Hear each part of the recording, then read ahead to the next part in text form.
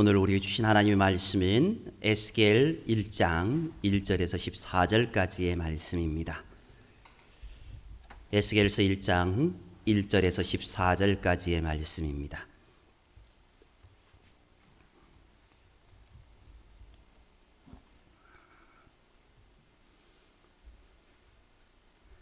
좀 길지만 제가 받들어 봉독하겠습니다. 에스겔서 1장 1절에서 14절까지의 말씀입니다. 30째 해 넷째 달 초닷새에 내가 그발 강가 사로잡힌 자 중에 있을 때에 하늘이 열리며 하나님의 모습이 내게 보이니 요야긴 왕이 사로잡힌 지 5년 그달 초닷새라. 갈대아 땅 그발 강가에서 여호와의 말씀이 부시의 아들 제사장 나 에스겔에게 특별히 임하고 여호와의 권능이 내 위에 있으니라. 내가 보니 북쪽에서부터 폭풍과 큰 구름이 오는데 그 속에서 불이 번쩍번쩍하여 빛이 그 사방에 비치며 그 불 가운데 단 쇠 같은 것이 나타나 보이고 그 속에서 네 생물의 형상이 나타나는데 그들의 모양이 이러하니 그들에게 사람의 형상이 있더라. 그들에게 각각 네 얼굴과 네 날개가 있고 그들의 다리는 곧은 다리요 그들의 발바닥은 송아지 발바닥 같고 광낸 구리같이 빛나며 그 사방 날개 밑에는 각각 사람의 손이 있더라. 그 네 생물의 얼굴과 날개가 이러하니 날개는 다 서로 연하였으며 갈 때에는 돌이키지 아니하고 일제히 앞으로 곧게 행하며 그 얼굴들의 모양은 넷의 앞은 사람의 얼굴이요 넷의 오른쪽은 사자의 얼굴이요 넷의 왼쪽은 소의 얼굴이요 넷의 뒤는 독수리의 얼굴이니 그 얼굴은 그러하며 그 날개는 들어 펴서 각기 둘씩 서로 연하였고 또 둘은 몸을 가렸으며 영이 어떤 쪽으로 가면 그 생물들도 그대로 가되 돌이키지 아니하고 일제히 앞으로 곧게 행하며 또 생물들의 모양은 타는 숯불과 횃불 모양 같은데 그 불이 그 생물 사이에서 오르락내리락 하며 그 불은 광채가 있고 그 가운데에서는 번개가 나며 그 생물들은 번개 모양같이 왕래하더라. 아멘.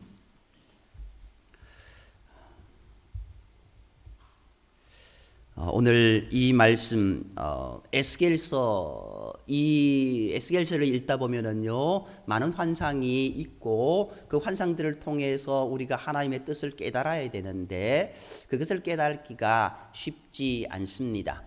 오늘 우리가 읽은 말씀 중에 지난 시간에 1절에서 3절까지를 제가 말씀을 드렸습니다. 그리고 오늘 이제 4절 이하에부터 이렇게 설명을 드릴 터인데 이 설명을 하나하나 뜯어서 드리려고 하면은 너무나 광범위해서 물론 단촐하게 드립니다만요.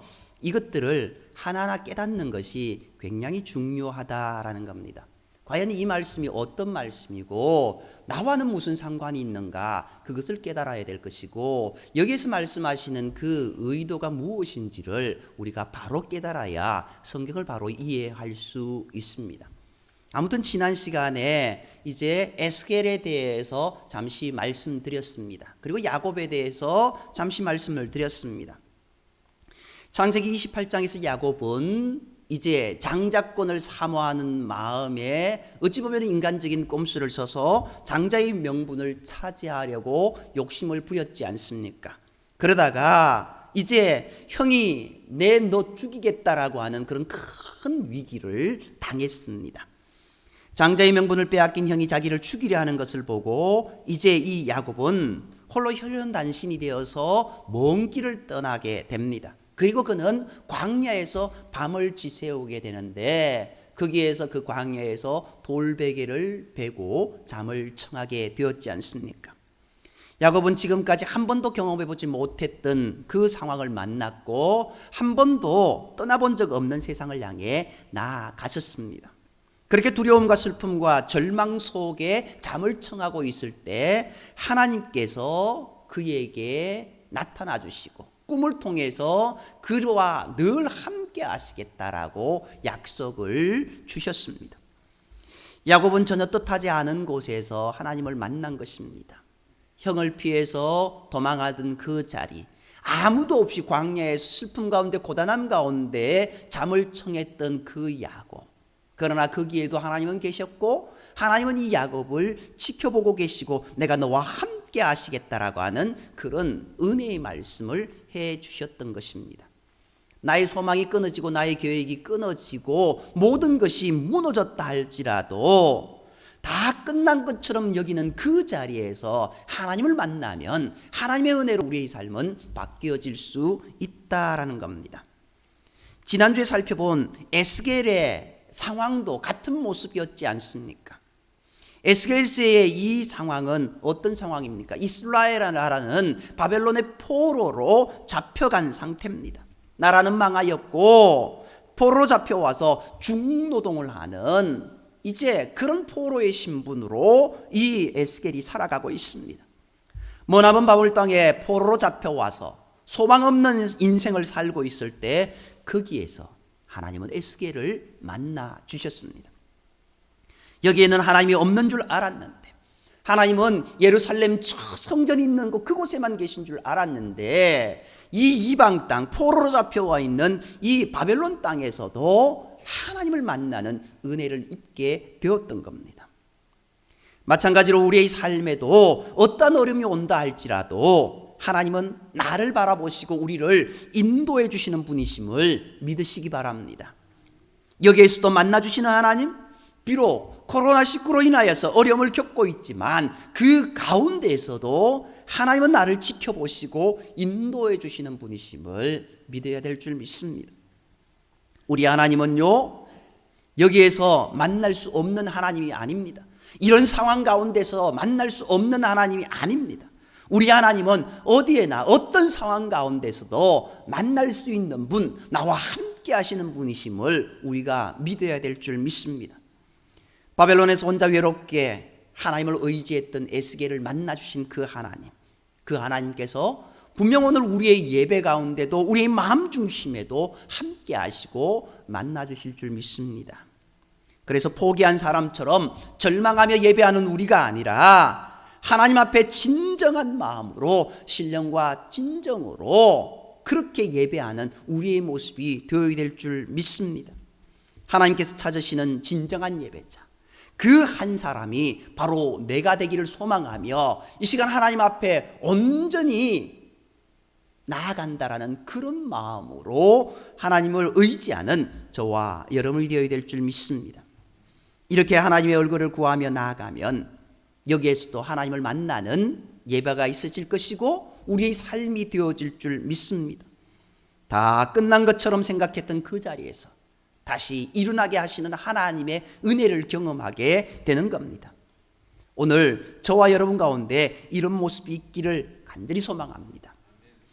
이제 4절 이하의 말씀을 보면은요, 에스겔이 내가 보니라고 하면서 자기가 본 환상에 대해서 이야기하고 있습니다. 하나님께서 자기에게 말씀을 주시고 그리고 하나님의 말씀을 전할 수 있는 능력까지 주셨는데, 그런데 그런 가운데서도 어찌 보면요, 이 에스겔은 두려울 수밖에 없는 상황이었습니다. 한번 생각해 보십시오. 에스겔 지금 어떤 상황 가운데 놓여 있습니까? 포로이신 분입니다. 그런 그가 무엇을 어떻게 할 수 있겠습니까? 그리고 그런 그가 어떤 확신이 있어서 하나님의 사명자로 나아갈 수 있겠습니까? 그래서 하나님은요, 4절 이하에서 하나님은 어떤 분이신가를 그에게 보여주며 그가 사명자로 나아갈 수 있는 확신을 심어 주셨습니다.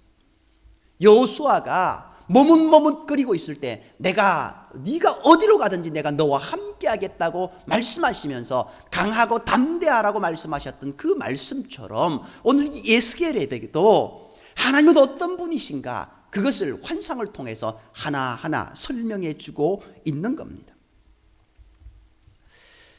오늘 4절에서 이제 4절 이하의 말씀은요, 여러 환상이 있습니다. 4절에서 14절까지 오늘 읽은 환상은요, 내 생물의 환상입니다.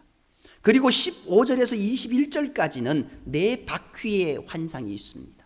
그리고 22절에서 25절까지는 내 생물 머리 위에 펼쳐진 궁창의 환상, 그리고 26절에서 28절에는요 궁창의 보좌와 하나님의 영광의 형상에 대한 환상이 이렇게 쭉 이어지고 있습니다.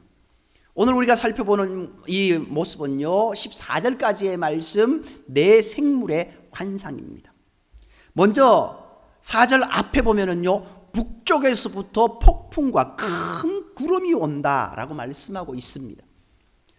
보편적으로 폭풍과 이 구름은요 하나님의 임재하실 때 종종 나타나는 자연 현상입니다.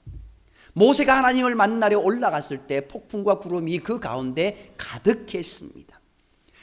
솔로몬이 여호와의 성전 예루살렘 성전을 짓고 난 가운데 어떻게 그 가운데 여호와의 영광의 구름이 가득했던 모습을 우리는 기억합니다. 그것처럼 이 폭풍과 구름이 하나님의 임재의 상황을 여기에서 보여주고 있습니다. 하나님의 임재의 상황, 에스겔에게 보여주시는 것은 하나님의 임재하심이다라는 것을 다시 분명하게 보여주고 있는 겁니다. 인간은 폭풍과 큰 구름은 볼 수 있습니다. 그렇지만 그 속에 임재해 계시는 하나님을 직접 눈으로 볼 수는 없습니다. 실제 구약의 많은 사람들이 하나님을 실제로 배웠다라고 한다면 그들은 죽는다라고 생각했습니다. 화로다 나는 망하게 되었도다 라고 고백했던 그 이사야의 고백이 왜 그렇게 이야기했을까요? 죄인 가운데 죄악 가운데 살아가고 있는 이 인생이 하나님을 배웠기 때문에 나는 이제 죽었다라고 생각한 겁니다. 물론 이 말씀 가운데 볼 수는 없지만 그 하나님을 수종드는 그룹들 천사들의 모습을 통하여서 하나님은 어떤 분이신가를 이 말씀 가운데 해주고 계십니다. 그리고 북쪽이라고 이야기합니다. 이 북쪽이라고 한 것은요 이제 이 에스겔이 선포한 메시지가 심판에 대한 메시지이기 때문입니다. 이미 이스라엘은 바벨론으로부터 두 번이나 침공을 받았습니다. 605년 그리고 597년 두 번이나 침공을 받았습니다. 이제 592년 정도의 이 에스겔이 여호야긴 왕이 사로잡힌 지 5년 그달 초다새에 하나님의 음성을 듣고 사명자로 세워지게 되었는데 그때가 592년경 됩니다. 그런데 북쪽에서 폭풍과 큰 구름이 오는데 그 속에서 많은 형상들이 일어나는 것을 보게 되었다라고 하는 것, 이 북쪽이라는 그 말은 북쪽에서 무엇이 온다라는 겁니다. 두 번이나 침공받았던 이스라엘, 그런데 초토화되었음에도 불구하고 여전히 회개하지 않는 이스라엘 백성들, 그들을 향해 하나님은 또다시 경고하고 계시는 겁니다. 북쪽에서 큰 폭풍과 구름이 올 것이다 라고 이야기하고 있습니다. 실제로 북쪽에서 온 것은 바벨론 제국이었습니다. 3차 침공 586년에 이제 3차 침공이 와서 예루살렘은 초토화되고 완전히 멸망되게 됩니다. 이스라엘이 그렇게 됩니다. 그들은요 북쪽에서 사람이 오는 것으로 생각했는데 실제로는요 어떤 모습이냐, 여호와께서 오시는 모습이었습니다. 바벨론 제국을 통하여서 이스라엘이 망하는 것처럼 보이지만 실제로 그들을 심판하신 분은 누구신가? 하나님이시라는 것을 여기에서 이야기하고 있습니다. 폭풍과 구름 가운데 오신 하나님, 그리고 북쪽에서 이 하나님의 심판의 도구를 통하여서 이스라엘이 회개하기를 원하시는 그 말씀을 여기에서 보여주고 있는 겁니다. 그런데 그 속에, 이 폭풍과 구름 속에 어떤 모습들이 있는가, 이제 내 생물에 대한 환상에 대해서 하나하나 5절 이하에서 이야기합니다. 처음에 에스겔은요 이 내 생물이 무엇인지 알지 못했습니다. 그러다가 나중 10장 20절 이하에 가서 그들이 천사들 중 그룹들이라는 것을 알게 됩니다. 그가 보니 내 생물에 대한 환상은요 하나님의 뜻을 수행하는 천사들 중 그룹이라는 천사들에 대한 환상이었던 것입니다. 이처럼 에스겔도 놀라운 환상을 보기는 보았습니다. 하나님의 말씀을 들었고 하나님의 능력을 덧입은 사명자였습니다. 그렇지만 이 환상에 대해서 정확하게 이해하지 못했습니다. 성경을 직접 기록한 에스겔도 환상만 보고 다 아는 것처럼 말하지 않았습니다. 여기서도 그렇습니다. 그런데 많은 사람들 여기서 이렇다 저기서 저렇다 하는 이야기들을 합니다. 꿈이나 환상을 보고 자기만 혼자 모든 것을 다 아는 것처럼 교만하게 떠들고 돌아다니는 그런 사람들이 많이 있습니다. 우리나라에도 자칭 하나님이 많고 자칭 그리스도가 많지 않습니까? 우리나라에 전 세계에 자칭 하나님이라고 이야기하는, 자칭 그리스도라고 이야기하는 그런 사람들 우리나라에 제일 많습니다. 참 신기합니다. 그들의 모습은요, 나만 다 안다라는 겁니다. 내게 그것을 주었다라고 이야기합니다. 우리가 보는 것은 부분적으로 보는 것이고 부분적으로 아는 겁니다. 그게 전부가 아니다라는 것을 겸손하게 인정해야 합니다. 그리고 직접 보았다고 해서 그 내용을 정확하게 안다고 말하면 안 됩니다. 우리는 단면만 보지 않습니까? 그 내면을 알 수 없고 그 바깥 다 반대편을 알 수 없기에 그것에 대해서 우리가 단정 지을 수 없습니다. 더구나 영적 세계는 더합니다.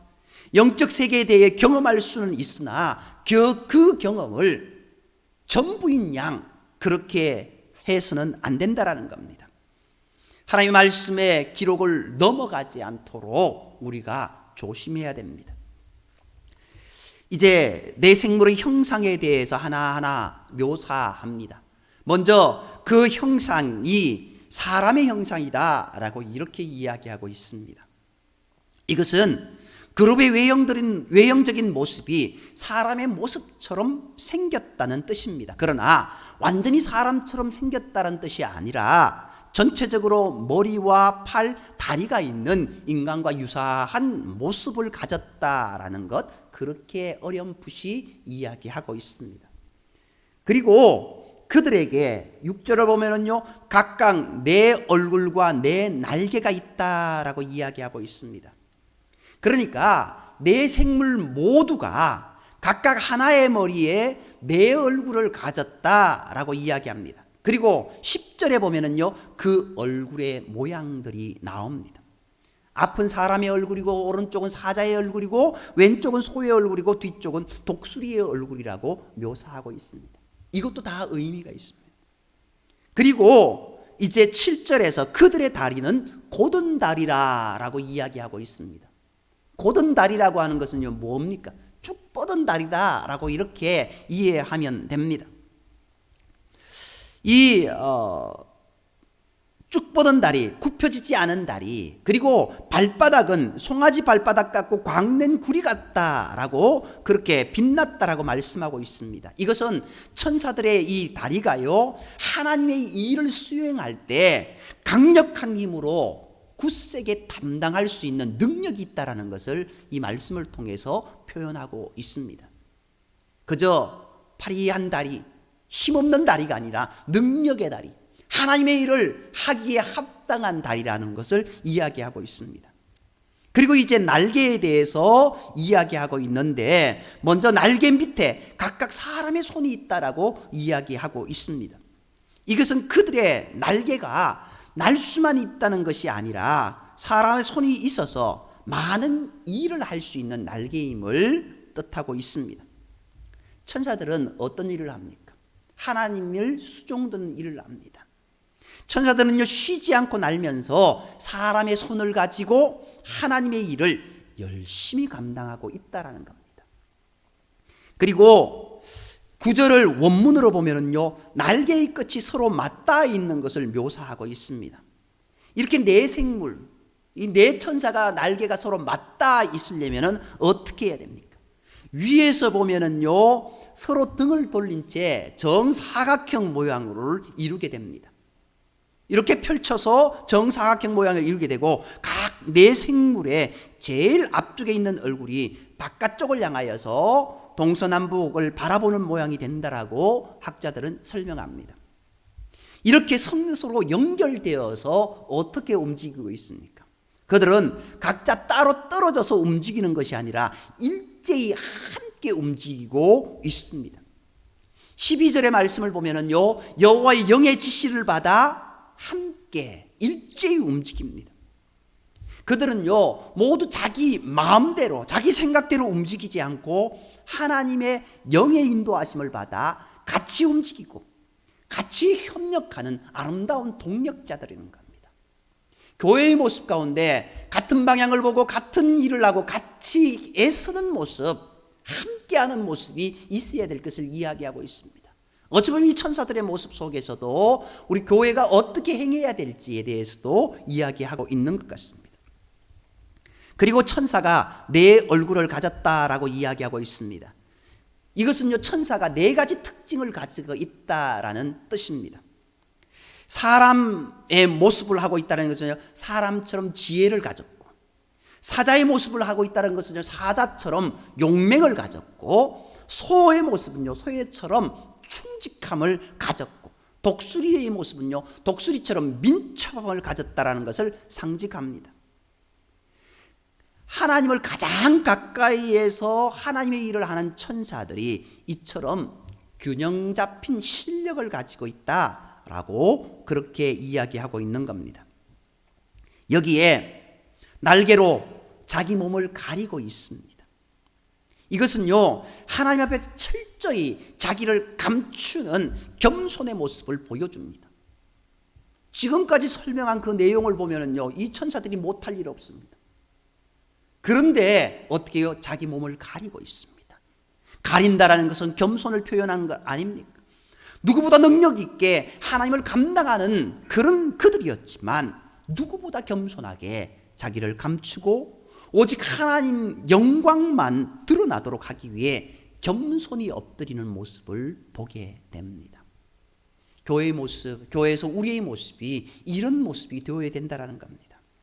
그리고 12절에 여기에는 내 생물이 어떻게 움직이는가를 말합니다.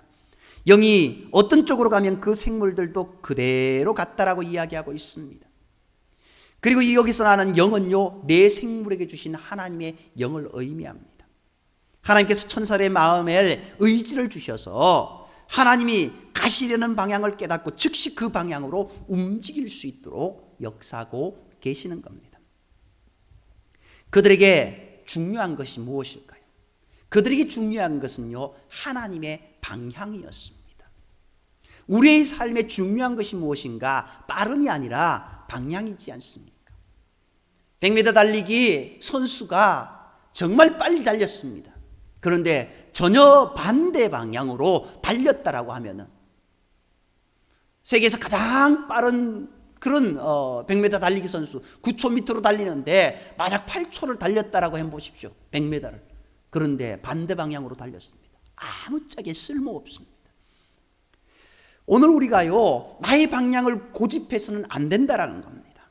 오직 하나님이 가시려는 곳, 그곳에 나도 가고 하나님이 하시려는 일, 그 일을 나도 해야 된다라는 겁니다.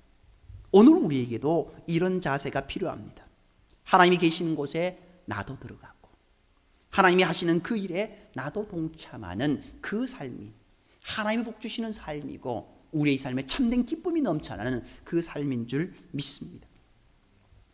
그리고 13절 이하에 보면은요, 이 내 생물은 하나님의 방향에 순종하여 돌이키지 않고 일제히 곧게 행할 뿐 아니라 그 왕래가 번개같이 빨랐다라고 이야기하고 있습니다. 이것은 하나님께서 세상 사에 대해 방관하시며 아무 일도 하지 않으시는 것처럼 보이는 때에도 실상은 결코 쉬지 않고 큰 능력으로 일하고 계심을 잘 보여줍니다. 어찌 보면요, 4절부터 14절까지 지금 장황하게 내 생물에 대해서 설명을 드렸습니다. 지금 에스겔에게 이 내 생물, 즉 하나님의 일을 감당하는 그룹의 형상을 보여주신 목적이 무엇일까요? 이것은 지금도 하나님은 살아계셔서 당신의 뜻대로 세상을 다스리고 계심을 보여주고 있는 것입니다. 모든 것이 끝장난 것처럼 보이는 그때에도 우리 하나님은 이처럼 살아계셔서 역사하시는 분이심을 보여주신 것입니다. 그래서 어떻게 살아야 되겠습니까? 두려운 현실 앞에 절망하며 살지 말라는 겁니다. 지금도 하나님이 살아계셔서 우리와 함께하고 계시다라는 사실을 잊지 말라는 겁니다. 그리고 하나님이 어디에나 계시며 지켜보고 계시기 때문에 항상 하나님 앞에서 바르게 처신하며 살아야 한다는 것입니다. 이 코로나19 바이러스 사태도 절대 하나님의 허락 없이 우리에게 생겨난 것이 아닙니다. 마귀에게, 사탄에게 욥을 욕보이게 하는 그런 모습, 그것을 허락했습니다. 하나님 까닭 없이 욥이 저렇게 하나님을 찬양하는 건 아니지 않습니까? 그래? 그러면은 시험해봐. 단지 생명만은. 그렇게 허락을 하셨습니다. 믿음의 사람 욥, 그를 향해서도 그런 말씀들이 있습니다. 마찬가지입니다. 우리의 삶의 그 어떤 것도 하나님의 계획하심과 하나님의 인도하심이 아닌 것은 없다라는 겁니다. 지금 여기에 하나님이 안 계신 것이 아니라 하나님의 능력이 부족해서 이 모든 일이 우리에게 일어난 것이 아니라는 겁니다. 아무래도 현재 가장 큰 어려움을 겪는 분들은 자영업자들입니다. 아무리 노력해도 도무지 돌파구가 보이지 않아서 답답한 심정으로 하루하루 겨우 버티고 계신 분들이 많이 있지 않습니까? 직장인들도 앞으로 어떻게 될까? 우리 회사가 이 상태에서 어떻게 될까 고민합니다. 우리의 가정은 어떻게 되고 우리의 자녀들은 어떻게 될까 정말 암담한 현실입니다. 이때 우리가 어떻게 해야 되겠습니까? 다시 하나님을 바라보고 다시 하나님을 찾고 다시 하나님을 만나야 한다는 겁니다. 그래서 다시 하나님을 의지하는 믿음으로 다시 일어나야 합니다. 야곱이 잠을 깨어 일어난 후 돌단을 쌓고 하나님의 이름을 불렀던 것처럼 다시 하나님을 향해 나아가야 한다는 겁니다. 우리가 그 찬양을 뜨겁게 찬양하지 않습니까? 야곱이 잠겨 일어나서 그렇게 돌단을 쌓은 것 본받아서 숨질 때 되도록 늘 찬송하면서 주님께 더 나아가겠습니다. 그 찬송 100번 하면 뭐합니까? 하나님을 바라보지 않고 하나님을 의지하지 않는다고 한다면 그 찬송이 소용이 없습니다. 우리도 하나님이 안 계신 것처럼 생각되는 때가 있습니다.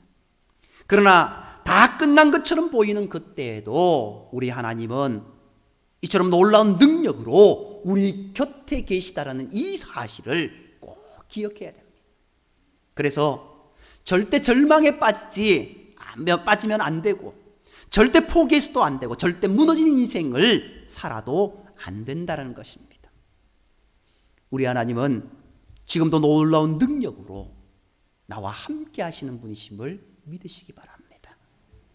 그래서 지금 여기에는 하나님이 안 계신 것이 아니라 가장 하나님을 강력하게 경험할 수 있는 그때가 바로 지금이라는 겁니다.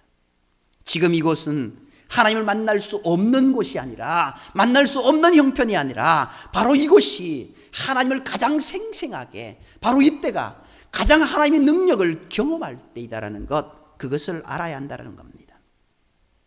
바로 이것이 오늘 에스겔에게 환상을 주신 이유입니다. 그리고 우리가 오늘 이 말씀을 읽는 이유입니다. 오늘 우리가 이 말씀을 붙잡고 어떤 상황을 만나도 믿음으로 하나님을 향해 힘차게 나아가 하나님을 만나고 하나님을 경험하고 하나님과 함께 일어나서 힘차게 전진하는 삶을 살아가는 저와 여러분이 되기를 주님의 이름으로 축복합니다. 오늘 하나님께서 왜 이런 바이러스 사태를 우리에게 허락하셨을까요? 바로 여기에서 하나님을 만나라는 겁니다. 하나님께 기도하고 하나님의 음성을 듣고 하나님과 함께 동행하는 삶을 살아가라는 겁니다. 다른 곳에서 하나님을 찾지 말라라는 겁니다. 다른 것으로 하나님을 삼지 말라라는 겁니다. 하나님은 여기에도 계십니다. 어디에도 계십니다. 하나님을 더욱 생생하게 경험할 수 있는 그 은혜가 저와 여러분들에게 있기를 원합니다. 아무리 엄청난 시련 속에서도 하나님을 만나면 모든 것이 변하고 새로운 세계가 열리는 것을 경험할 수 있습니다. 바로 이러한 은혜가 저와 여러분에게 있기를 원합니다. 이러한 은혜 가운데 새로운 꿈이 시작되고 새로운 사역이 시작되고 새로운 인생이 시작될 것입니다. 아무것도 할 수 없는 줄 알았던 엄청난 그 일을, 아무것도 할 수 없었던 그 가운데, 그러나 이제는 엄청난 일을 할 수 있다는 사실을 우리가 발견하게 됩니다. 그래서 우리는요, 사람을 찾지 말고 방법을 찾지 말고 하나님을 찾아야 될 줄 믿습니다. 눈물 골짜기를 지날지라도 거기서 하나님을 만나면 모든 것이 변하고 새로운 인생이 됩니다. 그래서 이것이 기회입니다. 하나님을 가장 강력하게 경험할 수 있는 기회, 이런 기회를 절대 놓치지 마시기 바랍니다. 그렇기에 이 시간 속에 더욱더 하나님을 찾기 위해 애쓰고 하나님을 만나기 위해 노력하고 하나님과 교제하기 위해 열심히 하나님을 찾을 수 있는 저와 여러분이 되기를 원합니다. 우리의 예배 가운데, 우리의 기도 가운데, 하나님의 말씀을 묵상하는 그 가운데 하나님은 나와 만나주시고, 오늘 에스겔을 만나주신 그 하나님, 오늘 나를 만나주시고, 우리의 삶에 그 어떤 어려움이 있다 할지라도 그 어려움을 물러가게, 아니 그 어려움 속에서도 기쁨으로 감사함으로 하나님의 영광 돌리며 살아갈 수 있도록 인도해 주실 줄 믿습니다. 그 하나님을 의지하며 다시 일어날 힘을 얻고 다시 믿음으로 굳게 서는 복된 예배자, 복된 삶의 성도들이 되시기를 주님의 이름으로 축복합니다. 기도드리겠습니다.